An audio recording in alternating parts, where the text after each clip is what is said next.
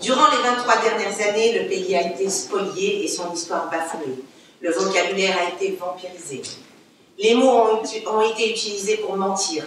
Les promesses ont été faites sans être tenues. Le citoyen a été exploité sans retenue. Nous avons pour devoir, dans cette phase de transition démocratique, de rassurer le citoyen tunisien, de bannir la peur, toutes les peurs. Il s'agit pour nous de faire renaître sa confiance en l'impliquant dans la construction de cette constitution, en lui expliquant la vision et les mots. Les Tunisiens vivent une triple crise, matérielle, relationnelle et de valeur. Et c'est pourquoi ils attendent à juste titre des réponses. Mais ils n'attendront plus jamais passivement. C'est eux qui imagineront leurs réponses, c'est eux qui les écriront, c'est eux qui les débattront, c'est eux qui les défendront. C'est point par point, détail par détail, disposition par disposition, qu'ils écriront leur constitution. Tous les matins, je me réveille, les épaules lourdes par le poids de cette responsabilité. Mais je me dis aussi qu'écrire une constitution est tellement rare dans l'histoire d'une nation. Chaque matin, sur le chemin de l'Assemblée nationale constituante, je pense à nos enfants, à nos petits-enfants, comme en 1959, nos parents et nos grands-parents avaient certainement pensé à nous. Je relis encore le préambule de la Constitution de 1959. Tout est dit. La rupture avec le colonialisme et ses méthodes sont consacrées. Le devoir d'unité nationale y est visé dans un contexte de tribalisme et de fitna. La volonté de se projeter dans la modernité et le progrès transparaît naturellement. La fidélité aux enseignements de l'islam, l'appartenance à la famille arabe, la coopération avec les peuples d'Afrique encore colonisés, la libre coopération avec les nations consacrées à une Tunisie polymorphe et apaisée. Une mosaïque civilisationnelle, les valeurs de démocratie, de liberté et de justice sociale y sont expressément visées, mais le texte n'a pu tenir ses promesses. Tous les soirs, sur le chemin du retour, je réalise comprendre un peu plus mon pays et ses enjeux, mon environnement, ma religion, les femmes et les hommes qui m'entourent. J'ai compris que les Tunisiens veulent rompre avec ce modèle condescendant où pour être intellectuel, il faut être d'intelligence française. Lorsque j'ai été moi-même prise à partie par un député, car je ne parlais pas en arabe littéraire et utilisais quelques mots de français et me suis alors battue contre un comportement rétrograde, le sens de mon message était de dire qu'il ne faut pas avoir peur des langues. Les colons imposaient le français pour impressionner les colonisés. J'ai dit de grâce, ne faisons pas de même avec l'arabe. Nous devons au contraire rajouter des langues et non les soustraire. L'arabe littéraire est notre langue officielle, mais ne doit pas être la seule langue d'expression. J'ai simplement voulu dire que l'on ne pouvait être d'intelligence tunisienne et s'exprimer en français. Ce jour-là, je n'ai pas eu peur. Pas eu peur d'heurter des rétrogrades. J'ai compris ce jour-là que la ilaha illallah signifiait précisément qu'il ne fallait avoir peur de personne.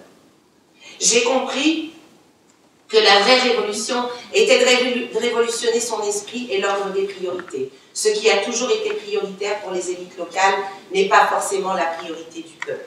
La priorité est peut-être de se réconcilier avec son histoire et sa mémoire, d'étudier notre histoire nouvelle, notre relation avec l'Afrique, avec le monde arabe, musulman ou asiatique. J'ai compris qu'un pays libre qui ne produit que des sujets pose problème. Les Tunisiens ne doivent pas chercher à étudier ailleurs pour finalement ne plus revenir.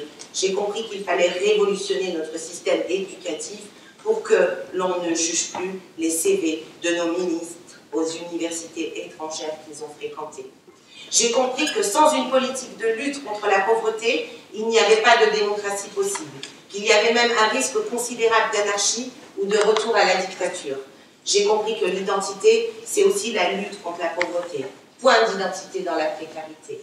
J'ai compris qu'il fallait aussi arrêter le sentiment victimaire et que tout n'est pas dû à cause de la torture dont on a pu être victime.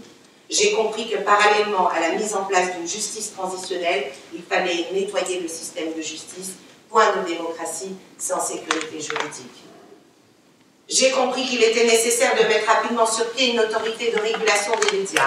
Point de démocratie sans médias régulés et sans respect des journalistes, quelle que soit leur ligne éditoriale. J'ai compris qu'il était nécessaire de remettre rapidement sur pied une autorité administrative indépendante pour l'organisation des futures échéances électorales. Point de démocratie si de nouveau 4 millions de Tunisiens ne figurent toujours pas sur les listes. Point de démocratie si le futur mode de scrutin n'est pas dès à présent débattu. J'ai compris que si mon pays avait résisté au choc de cette révolution, c'était grâce à la qualité de son administration, neutre et responsable. Puisse-t-elle continuer sa réforme dans la sérénité. J'ai compris la place centrale de l'économie et qu'il fallait réfléchir à un vrai projet économique de rupture, que le centre de gravité économique du monde s'est déplacé. Paris n'est plus seul, mais la Chine n'est pas idéalisée non plus.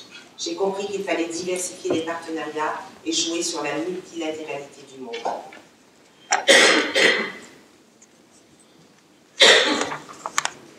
J'ai enfin compris qu'il fallait être prudemment optimiste et fondamentalement engagé en évitant les attitudes émotionnelles, qu'il ne fallait pas être mu et gouverné par les peurs. J'ai compris qu'il fallait bannir toute paranoïa complotiste, d'où qu'elle puisse prétendument émaner d'Occident ou d'Orient. J'ai compris qu'il fallait être engagé là où on peut, il faut cesser de voir ce que ne fait pas l'État, mais réfléchir à ce que l'on fait pour son pays. C'est le sens de mon engagement avec la société civile pour les blessés et les martyrs de la Révolution. Une pensée émue à nos héros.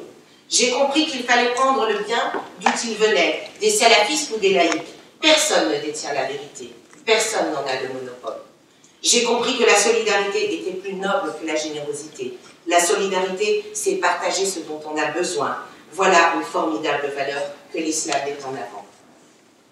J'ai compris que le processus que nous sommes en train de vivre prend du temps. Toutefois, c'est bon signe, car ce n'est que dans une dictature qu'un tel processus peut être géré de manière expéditive. Nous nous obligerons à parachever la rédaction de la Constitution dans les délais. J'ai compris que le chemin reste semé d'embûches, que nous n'avons alors pas d'autre choix que de donner de l'écoute, du respect et de l'affection. Malgré toutes nos différences, j'ai compris qu'il ne fallait plus jamais se pointer du doigt. J'ai finalement compris que l'on est dans ce que l'on donne. Laisser ma vie à Lyon me permet tous les jours de donner à mon pays. Ce n'est donc point un sacrifice, comme j'ai pu l'insinuer en préambule de ce discours. C'est une formidable renaissance.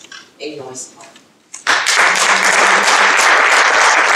On est dans une période assez exceptionnelle. Moi, je pense que l'analogie qu'a fait le Dr Geisler de l'accouchement est assez juste, parce qu'on n'est pas opposés, on est tous en train de travailler pour la transition démocratique de la Tunisie, on est tous ensemble. Par contre, on a des différends, on n'est pas d'accord, on n'a peut-être pas les mêmes programmes économiques et sociaux. Il y a des exemples, il y a quelques personnes qui sont pour la mention de la chaléra dans la Constitution, et il y en a qui sont contre. Il y en a qui sont pour un régime parlementaire, il y en a qui sont pour un régime présidentiel. Donc, qu'est-ce que l'opposition, en fait, ça veut presque rien dire dans cette période exceptionnelle, puisqu'on travaille tous pour une Tunisie démocratique. Quand on parle de démocratie, et justement c'est l'objectif de la Tunisie, il faut voir qu'est-ce qui constitue une démocratie. Bon, je ne vais pas aller en détail, mais puisqu'il y a tellement de choses et qu'en 15 minutes on n'a vraiment pas le temps, je vais prendre quelques éléments. Mais d'abord, je vais les citer. En fait, il n'y a pas vraiment de définition claire de ce que c'est qu'une démocratie. Les Nations Unies, par exemple, ils ont une liste qui disent bon, il faut une séparation et un équilibre des pouvoirs, l'indépendance du pouvoir judiciaire. Il faut un système pluralisme de partis politiques et une société civile qui soit vibrante. Il faut un respect de l'état de droit, la transparence et des médias libres, indépendants et pluralistes, et le respect des droits humains et politiques. Quand on fait cette liste et qu'on passe maintenant en Tunisie, on s'est déjà engagé dans le processus. Ce que les nations oublient là, et peut-être que c'est pas un oubli, c'est peut-être ce que nous apprend la révolution tunisienne, c'est que l'autre élément, c'est le citoyen. C'est la force du citoyen c'est le fait que, en fait, si moi j'ai peur du gouvernement, si moi j'ai peur, je sais que demain, je peux compter sur toi, je peux compter sur toi, je peux compter sur vous, et qu'ensemble, on va pouvoir réclamer nos droits. Et c'est ça que l'on veut transmettre dans notre Constitution. C'est le fait qu'on a eu peur avant, et tous ensemble, on a réussi à faire valoir nos droits. Et en fait, le citoyen, pour moi, c'est le garde-fou de la démocratie. Et quand on écrit cette Constitution, beaucoup de gens disent le préambule de la Constitution, c'est l'esprit de la Constitution. On doit connaître un peu les douleurs du peuple et pourquoi on écrit cette nouvelle Constitution. On doit pouvoir lire entre les lignes pourquoi il y a eu cette révolution tunisienne et le message qu'on veut transmettre aux générations futures, qui est au futur, ce qu'on veut dire, c'est n'ayez pas peur. Vous êtes les garde-fous de notre démocratie. Et il va falloir toujours avoir ce devoir de mémoire. Donc ça, c'est le grand challenge de la Constitution. Si on regarde quelques grands chantiers, je ne vais pas parler de tout, mais bon, le point numéro 3, qui est le pluralisme des partis politiques et des organisations. Bon, on a vu tout de suite après la Révolution, il y a eu 100 partis politiques. Et donc, ça témoigne vraiment d'une volonté de s'exprimer. Par contre, il faut faire attention, justement, que le débat inclut toutes les pensées politiques. Donc, c'est très important. Et comme je l'ai dit au début, toujours se définir comme l'opposition, etc. Moi, je prends en débat qui inclut vraiment tout le monde. Et il y a quelque chose, en fait, qui est très important, c'est que dans les commissions qui écrivent la Constitution, il n'y a pas, donc il y a 22 personnes dans chaque constitution, ce n'est pas le bloc NARDA, le bloc CPR, le bloc... On se rend compte en fait que le débat, ça devient, chaque député est un député qui représente tous les Tunisiens. Et donc c'est vrai que chaque député a sa vision et le programme de son parti politique, mais quand on parle de la Constitution, les traits des partis s'effacent. Et donc, on a vraiment un débat assez sain quand on commence justement à écrire la Constitution. Et moi, je fais partie de la commission du plan. Quels sont les défis que, en tout cas, constituants, faisant partie de l'Assemblée constituante, on est aujourd'hui en train de rencontrer? On rencontre justement cette question-là de crise économique globale dans le pays, un problème de finances publiques, un problème de budget, qui fait partie également dans un contexte qui fait partie d'un contexte plus global, mondialisé de crise, avec nos partenaires traditionnels, justement européens, qui se trouvent eux-mêmes préoccupés par leurs propres difficultés, par leurs propres problèmes économiques et financiers, et qui peut-être ne sont pas en mesure d'apporter justement le support, le soutien nécessaire.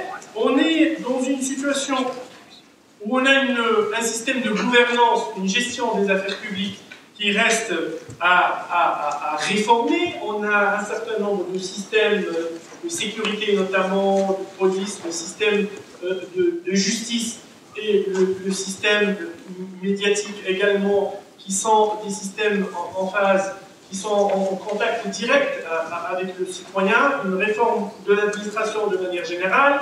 Donc on a effectivement aujourd'hui un défi de taille, parce qu'on a un État qui a fonctionné pendant plusieurs décennies selon un modèle et qui aujourd'hui a besoin d'être revu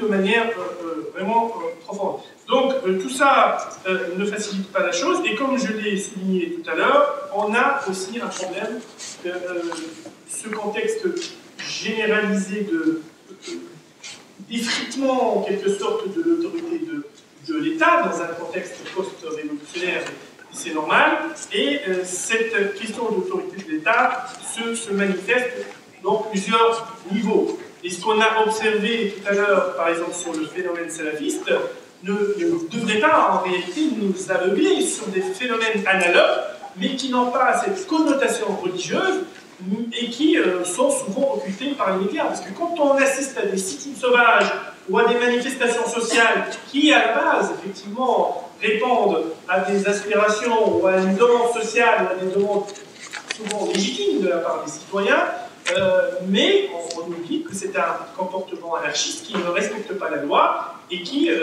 tout à fait analogue à un autre comportement qui a peut-être une connotation plus religieuse, mais qui en réalité obéit à la même logique, qui est cette logique justement d'un État, d'un gouvernement qui est en train de maîtriser l'appareil étatique, parce que ce sont des ministres qui viennent de prendre leur fonction. Ça fait juste uniquement quelques semaines qu'ils ont pris fonction et qu'ils sont en train d'essayer de maîtriser tous ces rouages et de faire en sorte que l'état de droit dont on a parlé soit une réalité. Ce processus de transition ne réussira pas s'il n'y a pas justement cette complémentarité entre les deux axes, l'axe institutionnel, constitutionnel, mais également apporter des réponses concrètes et immédiates et claires aux citoyens sur justement des besoins économiques et sociaux. Deuxièmement, c'est de faire un travail dans un esprit de consensus, une coopération entre toutes les parties prenantes à ce processus, parce qu'il ne faut pas se faire d'illusions, on ne peut pas réussir tout seul, et dans une démocratie naissante, dans un processus de transition, ce n'est pas l'affaire de ceux qui sont au gouvernement, c'est l'affaire de tout le monde, gouvernement et opposition, mais également en dehors de la scène politique ou de la société politique, société civile et citoyens. Et je dirais que ce consensus-là, cet esprit de consensus, permettra, j'espère en tout cas, à cette phase d'apprentissage démocratique d'aboutir, et à ce défi qui, aujourd'hui, de faire montrer au monde, donner un exemple de compatibilité entre islam et démocratie, ce pari de faire réussir un gouvernement avec des participants de backgrounds différents, de cultures différentes, avec des divergences idéologiques et politiques qui sont à 14 CPR, et un certain nombre d'indépendants, et montrer au monde que cet exemple-là, ce modèle tunisien, peut donner espoir aux Tunisiens, mais pas exclusivement aux Tunisiens, et qu'on peut exporter de l'espoir dans notre pays. Je vous remercie. Est-ce que vous allez mettre la charia dans la Constitution? Premièrement. Deuxièmement, lorsque vous allez mettre charia, est-ce que vous allez la mettre de quelle façon? Est-ce qu'on va voir des lapidations en Tunisie? Est-ce qu'on va voir, justement, est-ce qu'on va voir la polygamie en Tunisie? C'est catastrophique. Je veux une réponse claire, s'il vous plaît. Merci. J'ai deux brèves remarques à mademoiselle Leman et monsieur Zied. La première, c'est en fait, il y a une amalgame, je pense, entre constitution par dénomination et constitution dans le fond. Vous pouvez mettre et introduire ce que vous voulez dans le texte que vous allez adopter, et il s'appellera toujours constitution parce que vous êtes une nation constitutionnelle constituante, mais contient-il vraiment les dispositions d'une véritable constitution démocratique? C'est-à-dire, c'est bien d'avoir eu l'idée d'introduire l'état de droit, comme vous avez souligné, mais c'est un esprit qui se constitue tout au long de la Constitution, du préambule jusqu'aux dispositions finales, les clauses de révision. Donc il faut avoir cet esprit-là, et non des idées de l'état de droit, de charia, peut-être de certains, et qui donnera peut-être à la fin une constitution contradictoire en elle-même. La deuxième remarque, c'est à M. Zied. J'aperçois une certaine vulgarisation de la violence. Comment assimiler des manifestants à des groupements salafistes? C'est pas vraiment la connotation religieuse qui diffère, mais la nature profonde des actes. Il y a ceux qui font entrave certes à l'économie, mais les autres menacent la vie de personne, l'intégrité du territoire tunisien, et de l'unité de l'État. On ne peut jamais assimiler des groupes salafistes à des manifestants qui nuisent à l'État, mais dont leur acte diffère profondément. Alors, sur la question salafiste, moi j'ai pas dit que les gens, parce que le critère, en réalité, c'est l'application de la loi, c'est le respect de la loi, parce que l'esprit de la démocratie qu'on souhaiterait installer en Tunisie est un esprit d'état de droit, et d'appliquer la loi sur tout le monde, indépendamment et abstraction faite de leurs appartenances. Donc, quand il s'agit d'un comportement illégal, qu'il soit commis par un salafiste ou par un militant social ou syndical, c'est un comportement illégal. Aujourd'hui, ce qu'on est en train de voir, c'est que l'État, le gouvernement a fait beaucoup de progrès, parce que la situation était très délicate au début, mais qu'aujourd'hui, l'État est en train de maîtriser de plus en plus les rouages de l'État, de l'administration. Il y a un retour notable à la sécurité, mais quand il s'agit d'un certain nombre de comportements illégaux, effectivement, il y a parfois des défaillances. Et ces défaillances-là sont à regretter, abstraction faite de l'identité de l'auteur de l'acte. Qu'il soit un acteur salafiste ou qu'il soit un militant syndical, c'est exactement la même chose. Nous, en tant que NARDA, on se démarque complètement et parfaitement avec le discours salafiste, et tous les politologues et tous les, je dirais, les chercheurs sérieux qui connaissent la matière, ils vous diront qu'effectivement, en termes de pensée, en termes de discours, c'est tout à fait différent. Ce qui nous différencie justement avec ces gens-là, c'est que nous, on considère que la démocratie, que les libertés fondamentales, que les droits de l'homme ne sont pas un produit importé, ils sont un produit qui peuvent s'accommoder parfaitement avec un terrain musulman, avec une terre musulmane, et qu'on peut être parfaitement et à la fois musulman et démocrate. Et je pense que c'est notre défi. C'est ça, effectivement, le défi qu'on souhaiterait réussir aujourd'hui. Et je rebondis sur ce que a dit monsieur le député. Effectivement, on a toujours cette vision de l'autre côté de la Méditerranée, cette surfocalisation en réalité, cette vision qui, en réalité, on dirait qu'elle ne tient compte que du paramètre religieux et du paramètre sécuritaire. Vous avez raison de souligner qu'effectivement, il y a un problème de salafisme qui émerge. Il ne faut pas non plus dramatiser la situation en Tunisie, parce qu'il y a l'effet double aujourd'hui les médias, on dirait, certains en tout cas, se sont fait une spécialité et ils ne parlent que de ça. Et donc, on a l'impression parfois que c'est quelque chose qui est en train de menacer, je dirais, l'unité de l'État ou de faire une république islamique ou salafiste en Tunisie, ce qui n'est pas du tout le cas. Et qu'aujourd'hui, la tendance, c'est de réussir cette transition démocratique de manière parfaite, de faire en sorte que, en cette terre d'islam justement, cette terre d'ouverture, on peut être musulman et démocrate. Mais il faut, à mon avis, que du côté de la rive droite de la Méditerranée, on ne fait pas cette focalisation excessive sur le caractère religieux du comportement.